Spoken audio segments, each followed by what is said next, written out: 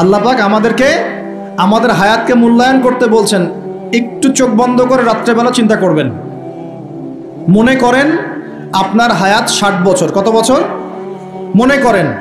For example, চোখ বন্ধ করবেন আজকে বাসায় গিয়ে ঘুমানোর সময়, দোয়া দরুদ পড়ে চোখটা বন্ধ করে ভাববেন আদনান ভাই কথাটা বলে গেছে, একটু ভাবি। এইটুক যদি ভাবতে পারেন আজকে বাসায় গিয়ে, আজকে ওয়াজ আমার সফল ইনশাআল্লাহ। এই যে 200 কিলো আসছি, আবার 200 কিলো যাবো, ইনশাআল্লাহ সফল। কি ভাববেন প্রিয় ভাই? আমিও কিন্তু তরুণ, আমি কিন্তু বুড়া হয়ে যাই নাই। বুড়া হয়ে গেছি এখনো? আচ্ছা, আপনিও তরুণরা একটু ভাবি, চোখ বন্ধ করে ভাববেন যে আল্লাহ পাক আপনাকে সৃষ্টি করেছিলেন আল্লাহর ইবাদত করার জন্য। সূরা জারিয়াত 56 নম্বর আয়াত, ওয়া মা খালাকতুল জিন্না ওয়াল ইনসা ইল্লা লিয়াবুদুন।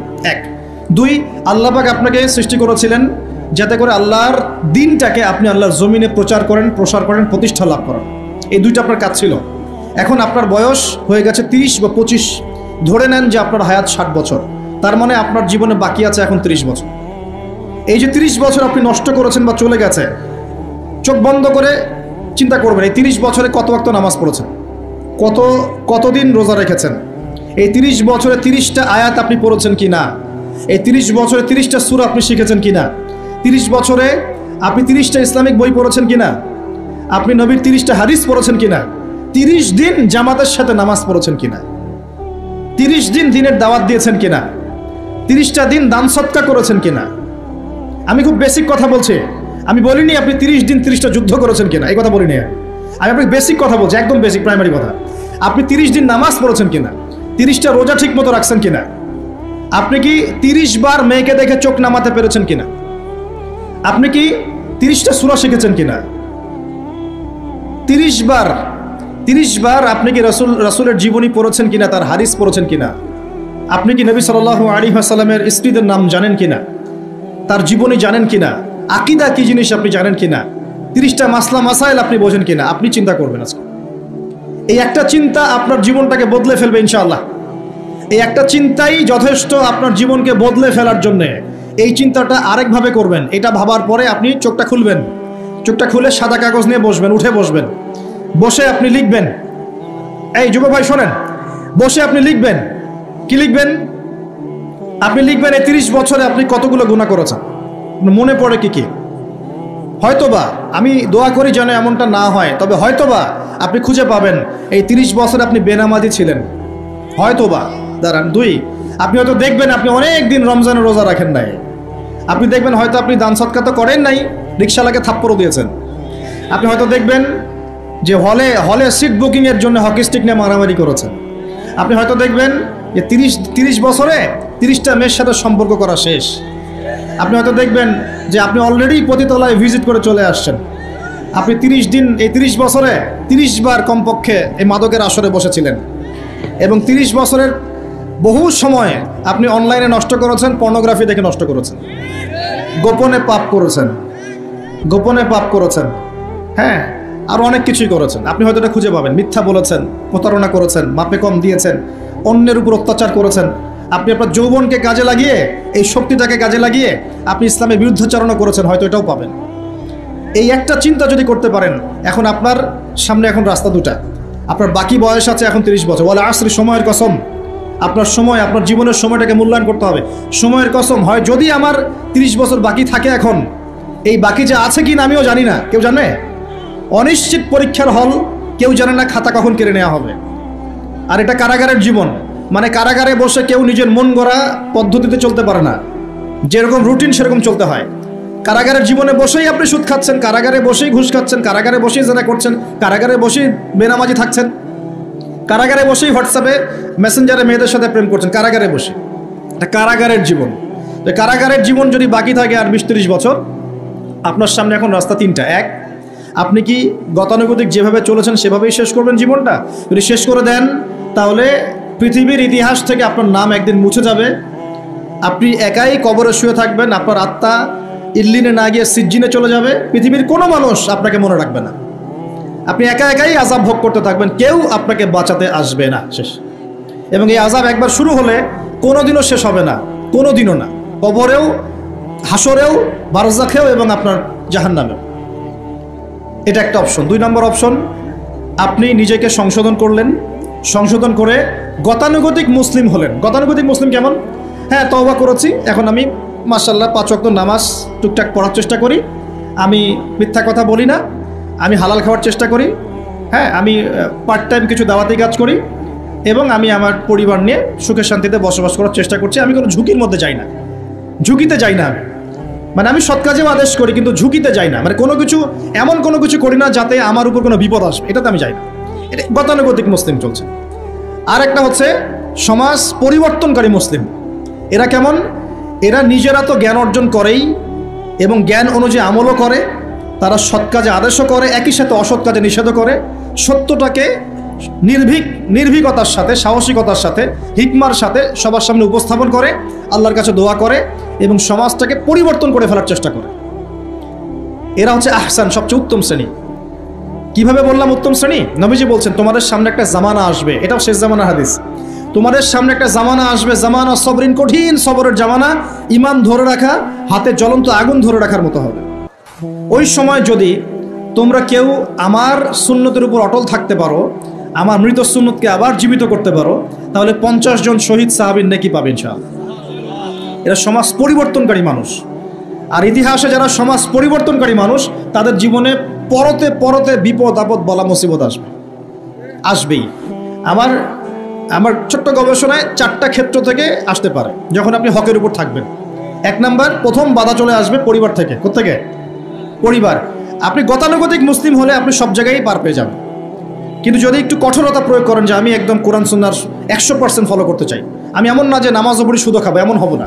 আমি নামাজও পড়বো, সুদও খাবো না, আমি রোজাও রাখবো, আমি যাকাতও দিব, আমি হজ উমরাও করবো, আল্লাহর বিধানের প্রতি শ্রদ্ধাশীলও থাকবো, চেষ্টা করবো ইসলামটা প্রসার করার প্রতিষ্ঠার চেষ্টা করবো। তখন আপনার প্রথম বাধা আসবে পরিবার থেকে। দাড়ি রাখছো কেন? দাড়ি রাখলে তোমাকে এরকম লাগে, হ্যাঁ, তুমি টাকরির উপরে কাপড় কেন পরলে তোমাকে অমন লাগে, আগে তো গিটার বাজাইতা, আগে তো গান গাইতা, আগে মেয়ে নিয়ে থাকতা, ভালো ছিল, এখন কেন সারাদিন বই নিয়ে পড়ে থাকো, ইসলামিক বই নিয়ে পড়ে থাকো, নামাজ নিয়ে পড়ে থাকো?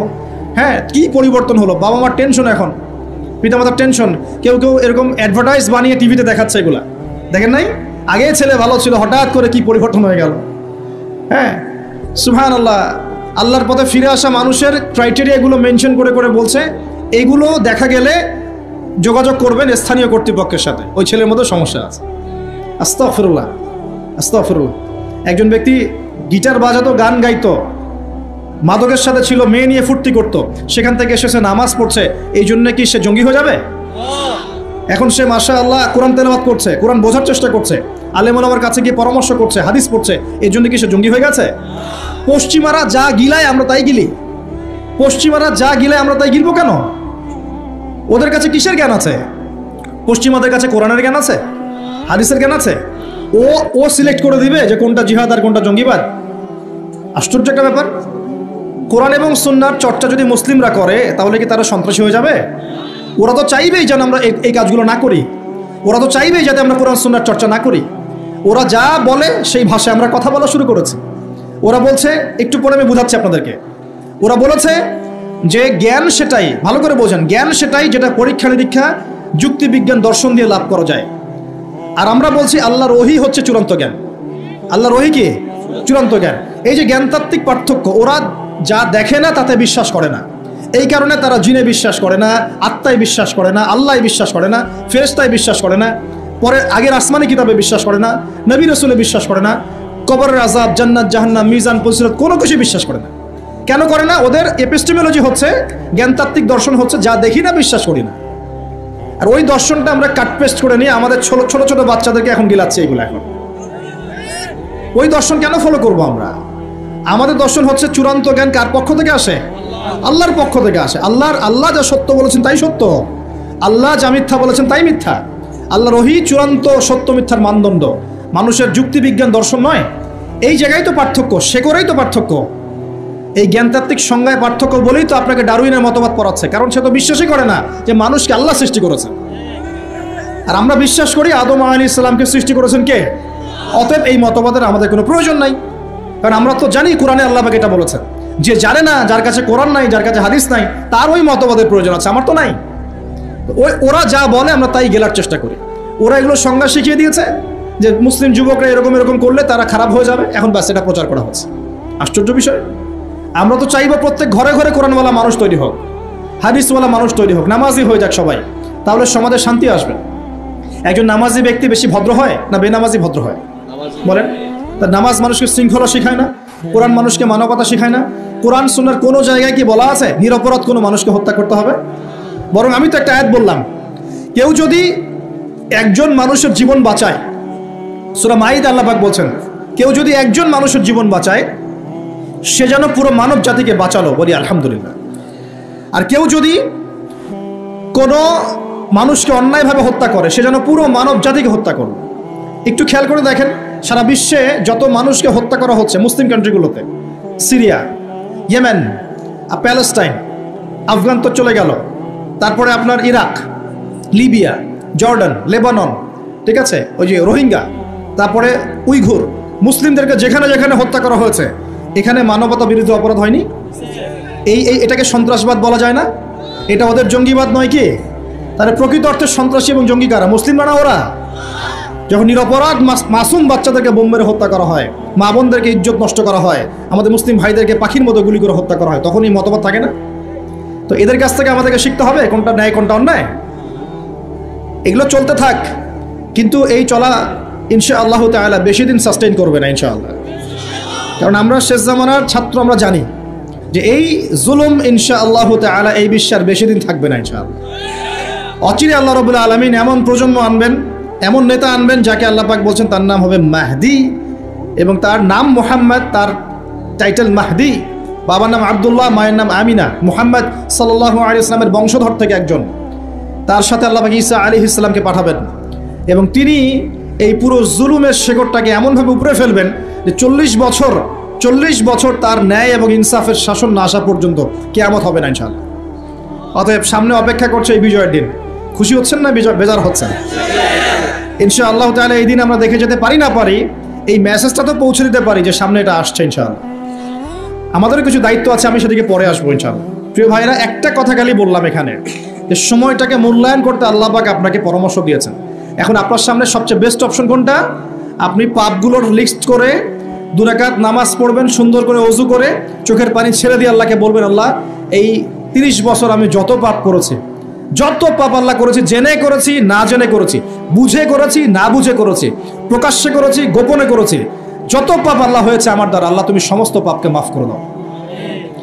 বলবেন আল্লাহুম্মা গফিরলি মা কদ্দামতু ওয়া মা আখখারতু ওয়া মা আসরারতু ওয়া মা আ'লানতু ওয়া মা আনতা আ'লামু বিহি মিন্নি আনতাল মুকদ্দিম ওয়া আনতাল মুআখির ওয়া আনতা আলা কুল্লি শাইইন কাদির। এটা একটা দোয়া। অথবা বলবেন আল্লাহুম্মা আনতা রাব্বি লা ইলাহা ইল্লা আনতা খালাকতানি আনা আবদুকা ওয়া আনা আলা আহদিক ওয়া ওয়া'দিকা মাসতাতা'তু আউযু বিকা মিন শাররি মা صنعت أبوء لك بنعمتك علي وأبوء بذنبي فاغفر لي فإنه لا يغفر الذنوب إلا أنت। এটাও পারেন না, বলবেন আল্লাহুম্মা ইন্নী যালামতু নাফসি যুলমান কাসীরান ফাগফির লি মাগফিরাতান মিন ইনদিকা ওয়ারহামনি ইন্নাকা আনতাল গফুর। এটাও পারেন না, বলবেন রব্বিগফিরলি রব্বিগফিরলি। এটাও পারেন না, বলবেন রব্বিগফির ওয়ারহাম ওয়া আনতা খায়রুর রাহিমিন, রব্বিগফির ওয়ারহাম ওয়া আনতা খায়রুর রাহিমিন।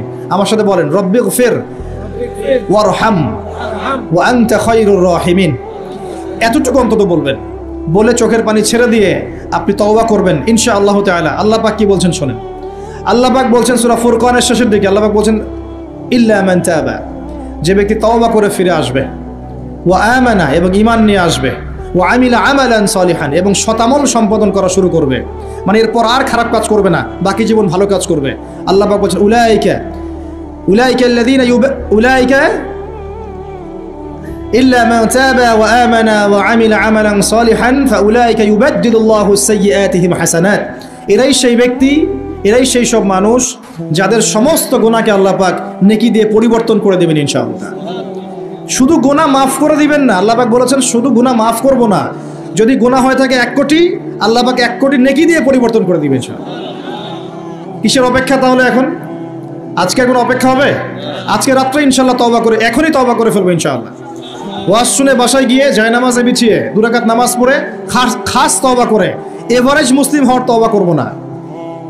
কিরকম মুসলিম হওয়ার তওবা করব? যে মুসলিমরা সমাজ পরিবর্তন করে দিয়েছে ওই মুসলিম হওয়ার চেষ্টা করবো ইনশাআল্লাহ। এটা করতে গেলে কি লাগবে? ফার্স্ট অফ অল আপনাকে জ্ঞান অর্জন করতে হবে। কি করতে হবে?